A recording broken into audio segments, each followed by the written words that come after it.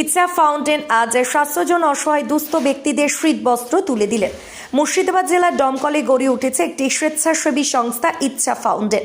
আর এই সংস্থার মাধ্যমে বৃহস্পতিবার দমকল জনকল্যাণ আব্দুল বারী মুক্ত মঞ্চে এলাকার 700 জন দুস্থ ব্যক্তিকে তারা সসম্মানের সাথে শীতবস্ত্র তুলে দিলেন তাদেরকে।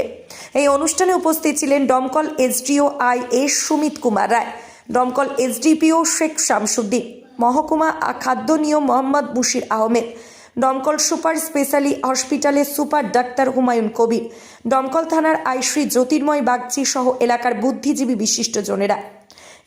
স্টোরি বাংলা, শুধু খবর নয়, সবার কথা সবার কাছে। মানুষের মৌলিক চাহিদা যে 5টি, তার মধ্যে একটি হলো বস্ত্র। আজকে ভারত স্বাধীন হওয়ার পরও আজকে 21 শতাব্দীতে আমরা এসে দেখি মানুষ চিকিৎসা, শিক্ষা, স্বাস্থ্য, বস্ত্র, এই সমস্ত মৌলিক চাহিদাগুলো এখন পর্যন্ত কিন্তু আমরা মানুষের হাতে পৌঁছে দিতে পারিনি। স্বাধীনতা লাভ করার পরেও যে এই যে পৌঁছে দিতে পারিনি, এটা আমাদের ব্যর্থতা। আর এই ব্যর্থতা থেকেই ইচ্ছা ফাউন্ডেশন চিন্তাভাবনা করে যে এই যে মৌলিক চাহিদাগুলো অন্তত যেন আমরা পূরণ করতে পারি সাধারণ মানুষের। সেই উদ্দেশ্যেই আজকে বস্ত্র বিতরণ। আমরা জানি আমাদের এই এলাকায় প্রচুর মানুষ যারা বসবাস করে, দরিদ্র সীমার নিচে তারা বসবাস করে, তাদের জন্য সাধারণ একটা বস্ত্র কেনারও পয়সা অনেক সময় থাকে না। তো ইচ্ছা ফাউন্ডেশন মনে করেছিল যে আমরা সাধারণ মানুষের হাতে, যারা বস্ত্র কিনতে পারে না, তাদের হাতে এই শীতে আমরা একটা সাধারণ একটা বস্ত্র তাদের হাতে তুলে দেব। বিভিন্ন জায়গা থেকে তারা মানুষের যারা দান ধ্যান করে তাদের কাছ থেকে কালেকশন করে তারা আজকে এই ইচ্ছা ফাউন্ডেশনের মাধ্যমে এলাকার দরিদ্র মানুষের হাতে কিছু বস্ত্র তুলে দিল। এই জন্য ইচ্ছা ফাউন্ডেশনকে অসংখ্য ধন্যবাদ। এবং এই কাজে আজকে আমরা দেখলাম প্রশাসন আমাদের সঙ্গে ছিল, অর্থাৎ ইচ্ছা ফাউন্ডেশনের সঙ্গে ছিল।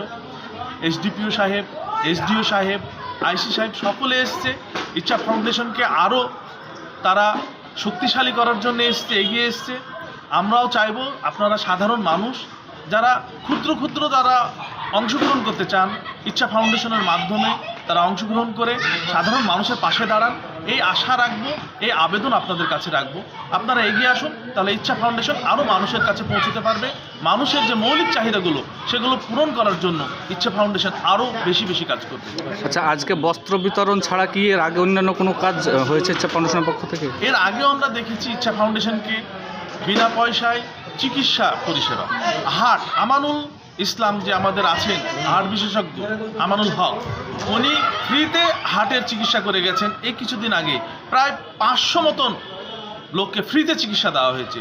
চক্ষু পরিষেবা, মানে চোখের যে সেবাটা আছে, চোখের অনেক মানুষ আছে চোখকে নিয়ে সাধারণত দেখাতে চায় না, পয়সার অভাবে কখনও দেখাতে গেলে বহরমপুরে যেতে হবে ভালো ট্রিটমেন্টের জন্য, পারে না। কিন্তু বিভিন্ন জায়গা থেকে ভালো চিকিৎসক নিয়ে এসে চোখের সেবা, স্বাস্থ্য পরীক্ষা করা, হার্টের সেবা করা, পাশাপাশি কিছু ওষুধ দিয়েও মানুষের পাশে দাঁড়িয়েছে ইচ্ছা ফাউন্ডেশন। তো আগামীবার আরও বড় ফ্রি মেডিকেল ক্যাম্প আরও বড় করার ইচ্ছে ধারণা আছে, এবং মেডিসিন বিনা পয়সায় এরা যে চিন্তাভাবনা করছে আগামী দিনে চরে যাবে, চরের মানুষগুলো সাধারণত বড় পরিষেবা থেকে পায় না চিকিৎসা পরিষেবাগুলো, সেখানে যাওয়ার চিন্তাভাবনা আছে ইচ্ছা ফাউন্ডেশনের। তো এইভাবে মানুষের পাশে চিরকাল দাঁড়াতে চাইছে এবং বিগত দিনে দাঁড়িয়েছে, আগামী দিনেও দাঁড়াবে।